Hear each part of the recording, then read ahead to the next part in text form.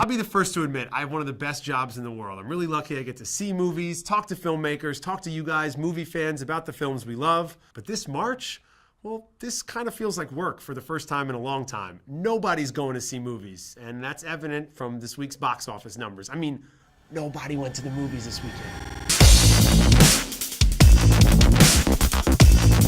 Hey, what's up? Ben Lyons here to break down the weekend at the box office, or kind of the lack of a weekend, really, because nobody went to the movies this weekend. Last year at this time, Hollywood was rolling in the dough. They had the Lorax open at over $70 million.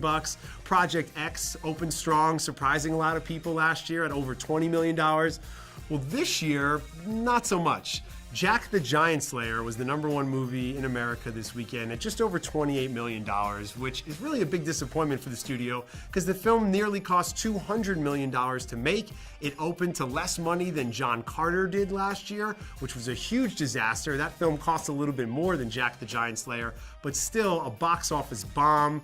Jack the Giant Slayer, nobody cared about it. I think it's gonna fall really hard next weekend. Something tells me this is not gonna be a franchise for years to come. At #2 this weekend, it's Identity Thief, making just under $10 million and now hovering around $100 million domestically. A huge hit at the box office for Jason Bateman and Melissa McCarthy. Of course, big things expected from McCarthy when she teams up with Sandra Bullock this June in The Heat, proving that she is now a bona fide star at the box office.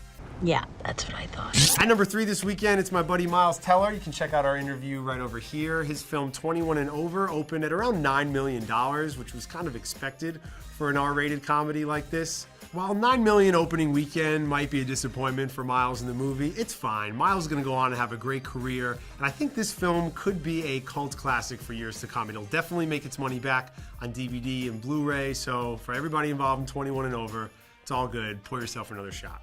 At #4, The Last Exorcism Part 2 opened at $8 million. I don't understand how it can be Part 2 if it's the last. Shouldn't The Last Exorcism just be the last? Just over and done with? I feel like filmgoers were as confused by all of this as I was. And rounding out the top 5 with about $7.7 million at the box office, it's Dwayne Johnson in Snitch. The film's directed by Rick Romanois. You can check out our interview on Screen Addict over here.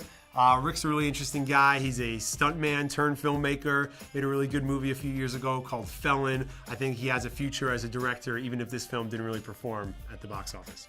Be sure to like this video if you want to see more box office reports on CineFix, and let us know in the comment section below if you actually went to the movies this weekend, because I'm convinced everybody stayed home to watch the NBA. Get your film fix. Subscribe to CineFix.